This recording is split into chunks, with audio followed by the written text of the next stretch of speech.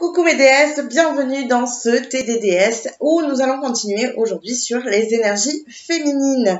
Donc nous allons aborder aujourd'hui l'énergie de la visualisation, de la rêverie, de l'imagination, qui est donc une énergie féminine. Pourquoi? Bien tout simplement parce que pour rêver, pour visualiser, pour imaginer, on a besoin d'apprendre à se poser. Toujours pareil dans les énergies féminines, il faut que tu apprennes à te poser, à créer un espace où tu vas te permettre, pour le coup ici, d'imaginer, de rêver, de visualiser sur un sujet ou sur un autre, peu importe, tu peux le faire de manière tout à fait naturelle, en t'allongeant par exemple et en regardant soit le ciel, les nuages, ou même dans ton lit, tu peux imaginer, rêver, visualiser. Tout simplement, laisser partir ton esprit un petit peu, le laisser divaguer vers des sujets qui te tiennent à cœur ou pas, peu importe en fait. Voilà, la base de l'imagination, de la rêverie, c'est de laisser son esprit un petit peu voilà, libre de choisir où il a envie d'aller. Alors pourquoi j'aborde la visualisation aujourd'hui? Eh bien tout simplement parce que la prochaine fois, nous allons aborder l'intuition et que la base de l'intuition, c'est cette fameuse rêverie. C'est vraiment de laisser cet espace disponible pour pouvoir rêver. Alors pourquoi il est important de rêver? Pourquoi il est important de se poser, de visualiser des choses, d'imaginer des choses? La première chose, la première raison pour laquelle c'est important de faire ça, c'est que cela permet d'avoir de nouveaux projets.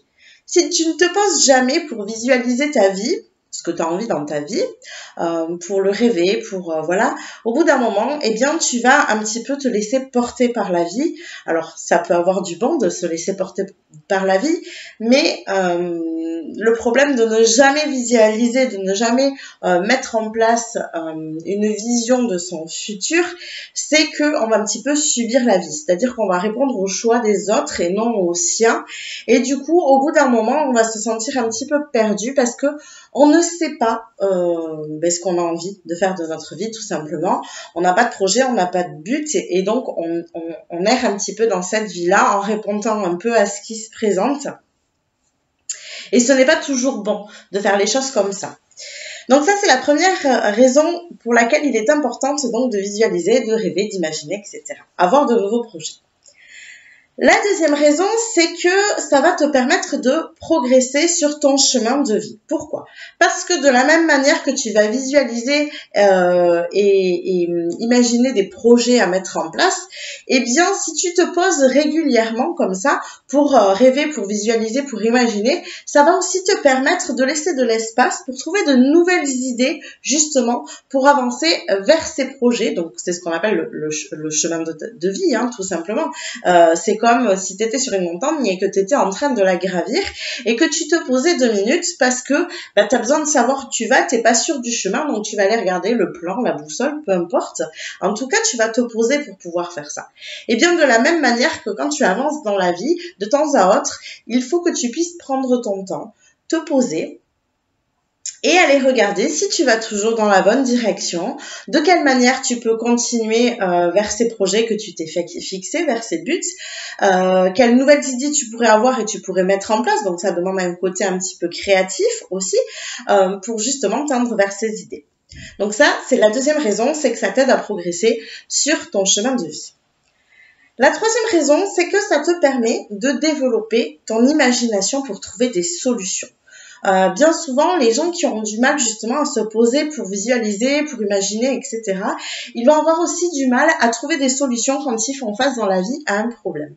Et là, ce qui se présente, c'est que si tu apprends à te poser pour solutionner les choses qui arrivent, alors je parle de problèmes, mais on n'est pas forcément dans des problèmes graves, ça peut être des petits aléas de la vie, eh bien si tu ne prends pas le temps de te poser pour essayer de comprendre ce qui se passe et te demander comment tu vas pouvoir faire face à ça, au bout d'un moment, en fait, tu vas te sentir bloqué au moindre problème dans la vie et tu vas te dire, mais c'est pas possible, comment je vais me sortir de ça? Et c'est un engrenage en fait un petit peu. C'est que il y a bien des personnes qui se sentent très vite dépassées dès qu'il y a des problèmes qui se présentent à eux. Pourquoi? Parce que ils n'ont pas l'habitude de trouver des solutions et donc du coup, c'est ce qu'on appelle se poser en mode problème et non en mode solution. On se pose en mode solution quand on fait un petit peu marcher justement cet imaginaire et quand on essaye de se dire ok, de quelle manière je pourrais faire face et trouver une solution à ce qui se présente à moi aujourd'hui. Parce que la vie, elle est faite comme ça, elle est faite de haut et de bas. Forcément que dans la vie, il y a des événements qui se présentent à nous, qui sont, alors pas forcément bons ou mauvais, c'est pas ça. C'est juste que voilà, ce sont des expériences de vie et que des fois, eh bien, ça nécessite de s'opposer et de trouver des solutions à ce qui se présente. Donc ça, c'est la troisième chose. Ça va être vraiment de développer son imagination pour trouver des solutions. La quatrième chose, c'est que ça va vous permettre aussi de laisser de l'espace à votre créativité. Ça va vraiment te permettre ça, c'est-à-dire que plus tu vas te poser pour visualiser et imaginer, plus en fait tu vas trouver des idées créatives pour avancer dans ta vie, pour avancer sur ton chemin de vie, pour avancer vers tes projets, pour trouver des solutions aussi à des problèmes. Donc on reprend un petit peu les trois objectifs précédents, mais du coup tu vas tellement bien développer ta créativité, c'est un petit peu comme un muscle. Plus tu t'entraînes à l'utiliser et plus ça va être facile pour toi de trouver de nouvelles idées, que ce soit dans le cadre de ton travail, que ce soit dans le cadre de ton couple, de ta famille, peu importe, on a bien souvent dans toute situation besoin de trouver des solutions et donc ça va te permettre dans chaque endroit d'être toujours plus créative et de pouvoir justement peut-être répondre de manière aussi à certaines choses qui peuvent être un petit peu contraignantes, pourquoi pas trouver des solutions pour répondre de manière plus ludique, plus amusante, etc., etc. Donc voilà les 4 raisons pour lesquelles il est important de rêver. Alors, il y en a sans doute d'autres, bien sûr, mais en tout cas, pour moi, ce sont des raisons importantes parce que ça permet vraiment d'avancer dans la vie et que bien souvent, on ne le fait pas parce qu'on ne sait plus s'opposer, tout simplement. C'est ce que je vous disais dans les énergies féminines. Le souci, c'est qu'on s'en sert peu parce qu'on a appris à se servir des énergies masculines en priorité, mais il n'empêche qu'elles sont tout aussi importantes que les énergies masculines.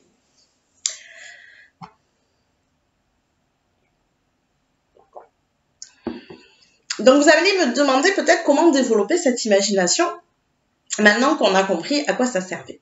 Alors moi ce que je vous propose ici c'est que je vais vous proposer 3 exercices que j'utilise justement pour développer cette imagination et puis pour répondre aussi un petit peu à ce qui se présente dans ma vie.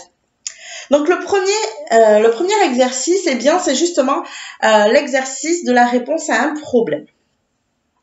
Donc imaginons qu'il se présente quelque chose dans votre vie, voilà, quelque chose qui va vous contrarier un petit peu, alors peu importe le domaine, voilà, ça vous contrarie et vous avez tendance à justement ressasser un petit peu cette situation. C'est-à-dire qu'il y a un vrai problème, vous vous sentez bloqué par quelque chose et vous le ressassez, mais vous le ressassez en mode problème, pour le coup. Donc moi, ce que je vous invite à faire, c'est de vous poser et de vous dire, ok, très bien, il se passe ça dans ma vie là actuellement. Qu'est-ce que je peux faire pour répondre à ça et y trouver une solution et régler ce problème? Donc, peu importe quoi, vraiment. Donc, je vous invite vraiment à vous poser, vous prenez un papier, un stylo ou un cahier et un stylo et à trouver 10 choses qui peuvent répondre à ce problème, qui peuvent solutionner ce problème. Et pour aller pousser un petit peu plus loin et justement développer cette imagination, au milieu de ces 10 choses, ces 10 solutions que vous allez trouver, il faudrait que vous en mettiez 2 qui sont complètement farfelues, que vous n'allez pas du tout vous servir, mais voilà, qui sont complètement farfelues, qui vont vous faire rentrer vraiment dans un imaginaire un petit peu fictif, on va dire presque. Mais justement, le fait de faire ça régulièrement, ça permet au cerveau de lâcher prise, et du coup d'aller trouver des vraies solutions derrière. En fait, c'est un vrai exercice au niveau du cerveau. C'est-à-dire que le fait d'aller plus loin, d'aller de manière excessive dans l'imaginaire, vous permettra derrière de débloquer pour trouver de vraies solutions. Donc, listez 10 choses, répondez à votre problème, vous vous posez, vous listez 10 solutions pour solutionner ce problème, et au milieu, vous en mettez 2. Alors, mettez-les dès le départ si ça vous fait plaisir, peu importe à quel endroit, mais vous en mettez au moins 2 qui sont complètement farfelus. Voilà, ça va vous permettre vraiment de lâcher au niveau de votre cerveau. Donc ça, c'est le premier exercice. Le deuxième exercice, c'est l'exercice que j'appelle l'exercice du tableau magique. Alors, qu'est-ce que c'est? Vous allez me demander ce que c'est ce tableau magique. Alors, vous allez le connaître déjà, je pense, sous forme du tableau de visualisation ou le vision board, on peut dire aussi. Donc, c'est ce tableau qu'on crée avec des collages, avec des phrases, avec Canva, si on veut, peu importe. Donc, on crée pour un petit peu visualiser nos rêves. Donc ça, c'est un petit peu, on va dire, l'exercice de base. Et bien sûr que vous pouvez vous servir de cet exercice pour faire de la visualisation. C'est un excellent outil. Mais moi, je voulais vous le pousser plus loin parce que le tableau de visualisation, maintenant, on le connaît. Donc voilà, vous vous en servez si vous voulez. Moi, j'en fais toujours un par an, sauf cette année. Je ne l'ai pas recommencé parce que celui de l'année dernière est toujours d'actualité. Mais voilà, c'est un outil dont je me sers énormément et donc je le fais à peu près une fois par an. Voilà. Donc ça, c'est un outil qui est important pour la visualisation. Mais moi, je le pousse un petit peu plus loin. Alors, je vais vous donner de la manière dont je le fais, mais vous pouvez l'adapter à bien d'autres situations. Moi, dans le cadre de mon travail, comme je suis quelqu'un qui est très visuel et qui a besoin justement de cette visualisation j'ai envie de dire presque concrète, vraiment palpable, c'est-à-dire que des fois c'est un petit peu compliqué, un petit peu brouillon quand je le fais juste dans la tête, donc c'est à ça que me sert cet exercice. Eh bien, quand je mets en place par exemple un projet pour mon boulot, je vais aller refaire un petit, alors vraiment ça peut être sur un cahier, c'est vraiment un petit tableau de visualisation ou directement sur ordinateur, c'est possible aussi. Je vais aller faire un petit tableau de visualisation qui va être destiné uniquement à ce projet-là. Alors ça peut être un projet, mais vous pouvez le faire aussi pour la liste de la réponse à vos problèmes. Vous pouvez le faire pour ce que vous voulez, ce petit tableau. Mais moi, je vais aller le faire donc dans le cadre d'un projet bien précis. Et en collant des images, ça va me permettre de pousser encore plus loin mon imaginaire, en fait, pour pouvoir pousser aussi encore plus loin le projet. Quel exemple je pourrais vous donner pour que vous compreniez mieux? Ça va être quelque chose que je fais par exemple dans le cadre des défis que je peux lancer. Eh bien, je vais aller mettre un petit peu au centre finalement quel est l'objectif que je veux atteindre dans mes défis, qu'est-ce que je veux vraiment vous apporter dans le cadre du défi. Donc, souvent, ça va être un petit peu le titre du défi finalement.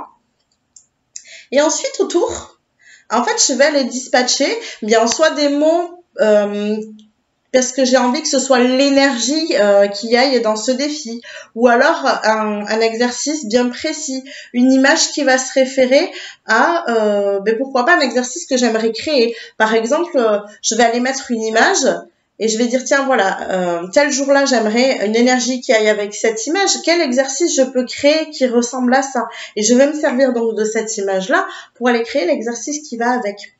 Ou alors créer le contenu que je vais vous apporter à ce moment-là. C'est pas forcément des exercices. Voilà, en tout cas, je vais m'en servir un peu comme ça. Ça se rapproche un petit peu du map mapping.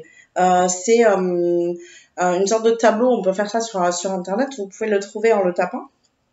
Donc, vous avez un cercle au milieu et où il y a plein d'embranchements, en fait, et ça permet de le dériver à volonté. On peut faire ça de manière infinie pour pouvoir justement raccorder un petit peu et faire des liens entre toutes les idées. Donc, c'est quelque chose qui marche très bien, sauf que du coup, moi, je le fais sous forme d'image.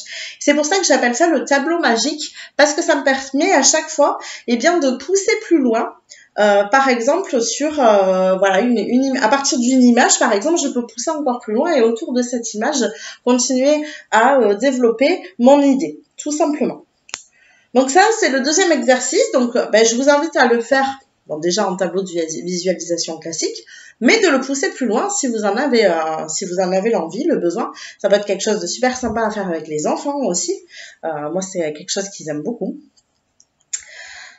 Donc, je vous invite vraiment à pousser ce tableau de vision beaucoup plus loin et à l'adapter de plein de manières différentes. Ça peut être aussi quelque chose, ça c'est quelque chose que je fais aussi, hein, moi je l'ai fait pour mon entreprise, mais on peut le faire pour soi. Si vous avez besoin, par exemple, quand on est sur la connaissance de soi, parce que c'est la vidéo précédente dans les énergies féminines, si vous l'avez pas vue, je vous invite à aller la visionner. Et en plus, en dessous, en lien, vous avez un webinaire offert en dessous de cette vidéo, donc je vous invite à aller voir tout ça.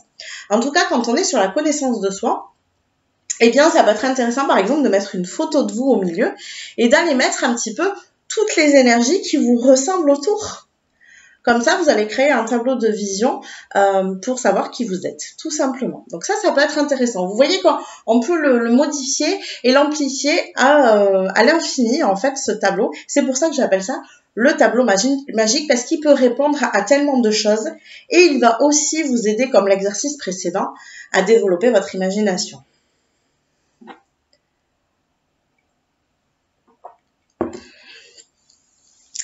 Et enfin, le troisième exercice qui pour moi me semble quand même important, alors en règle générale on fait les choses plutôt à l'envers, c'est-à-dire qu'on commence par cet exercice-là, enfin on commence par la suite de cet exercice où on est beaucoup plus dans des énergies masculines, pour le coup on est beaucoup plus sur des énergies d'action. Mais c'est pas toujours le cas de tout le monde et certaines personnes ont tendance à rester justement trop dans cette rêverie et du coup il n'y a pas d'impact, ils ont beaucoup de rêves mais il n'y a pas d'impact dans leur vie concrète. Donc ici, ce qui est important dans cet exercice-là, l'exercice numéro 3, donc ce que j'appelle l'exercice du lien au concret.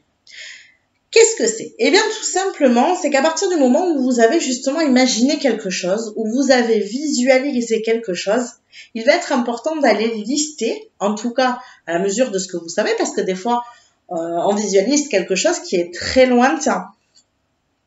Moi, par exemple, j'ai des projets pour mon avenir professionnel qui vont sur des années en avant et je sais pertinemment que pour l'instant, je ne peux pas encore créer ces projets-là.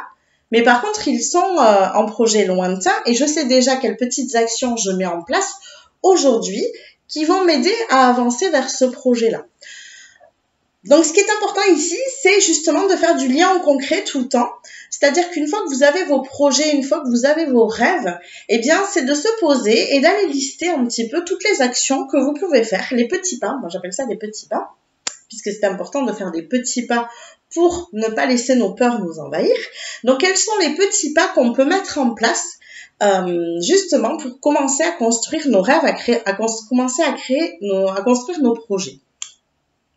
Et vous allez me dire, mais alors du coup, quel est le lien avec l'imagination? Eh bien, parce que de la même manière que quand on répond à un problème, là, vous allez répondre à un projet. Et donc, vous allez lister soit toutes les étapes que vous avez besoin pour accéder à ce fameux projet, soit les étapes pour l'instant que vous connaissez, soit lister toutes les choses que vous avez besoin, puisque ça peut être aussi de l'ordre du matériel, toutes les choses peut-être que vous avez besoin, mais plutôt dans l'être, dans qui vous êtes, puisque certains projets vont vous demander de changer, par exemple. Donc ça va être tout ça, et ça va être que des petits pas donc à faire pour justement pouvoir matérialiser ce rêve, ce projet dans le concret. Et si vous ne faites pas ça, eh bien, ça restera toujours de l'ordre du rêve. Donc, c'est important toujours de faire cet exercice de comment je peux, une fois que j'ai visualisé, une fois, par exemple, que j'ai mon tableau de vision avec mon objectif d'entreprise, par exemple, je vais vous donner cet exemple-là, c'est un exemple qui m'appartient. Une fois que je visualise mon entreprise, que je la visualise de telle manière, eh bien, c'est comment je vais bien pouvoir la mettre en place dans le concret. Donc, ça va être, si je veux créer une entreprise, forcément, il va falloir déjà, en amont, premier travail, déclarer l'entreprise. Ça va peut-être me demander, est-ce que j'ai besoin d'un apport, par exemple, pour des fournitures, pour du matériel, pour lancer cette entreprise? Est-ce que j'ai besoin de formation pour pouvoir, moi, être compétente au sein de cette entreprise? Est-ce que Est-ce que je connais, est-ce que j'ai créé le logo, est-ce que je me suis créé une identité visuelle, voilà. Bon, tout ça c'est dans le cadre de l'entreprise, donc je vous donne tout un tas de petits pas dans le cadre de l'entreprise, mais peu importe le domaine, si vous avez envie de vous mettre en couple, par exemple, et que pour l'instant vous êtes célibataire, ok, ben c'est peut-être déjà se demander, très bien, je me pose, et je me demande déjà en amont, est-ce que je suis prête à rencontrer quelqu'un? Est-ce qu'il n'y a pas des choses sur lesquelles, à l'intérieur de moi, je dois aller travailler pour laisser un petit peu la place à une nouvelle rencontre? Si je suis prête, ok, très bien.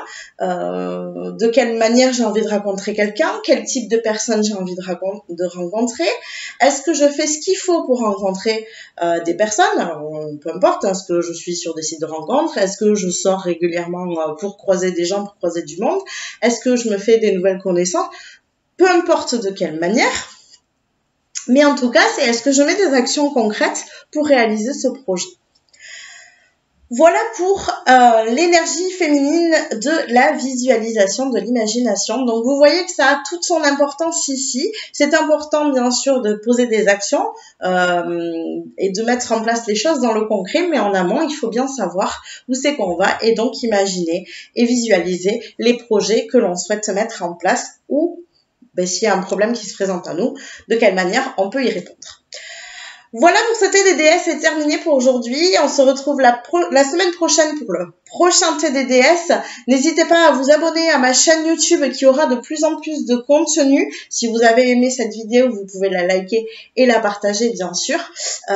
Et je vous dis à la semaine prochaine.